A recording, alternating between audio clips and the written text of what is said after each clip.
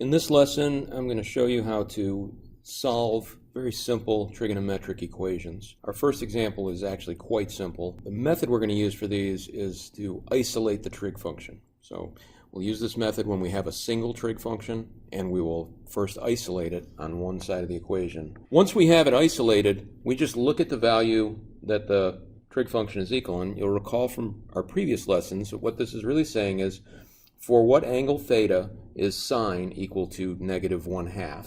And I'm just going to look over at my unit circle for a y value of -1/2, and I find it at 210 degrees and again at 330 degrees. And sometimes they'll ask you to find these in degrees, and sometimes you'll be asked to find them in radians.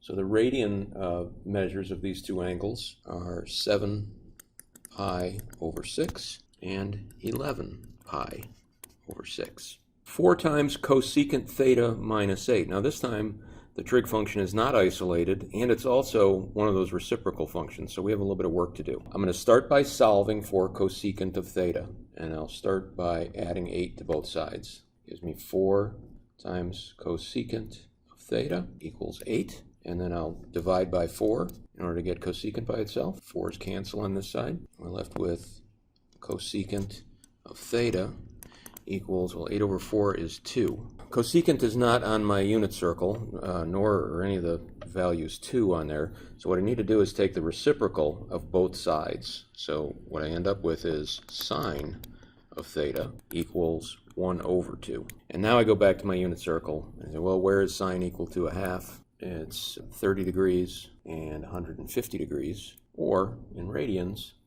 that's pi over 6 and 5 pi over 6. One more example. We have 3 times secant of theta plus 2 equals 5. This one's not set equal to 0. So again, we want to isolate secant, and again, it's a reciprocal, so we're going to be taking the reciprocal at the end. If it's not sine, cosine, or tangent, you're going to take the reciprocal at the end of the process. Here we'll subtract 2 from both sides, and we get 3 times secant theta equals 3.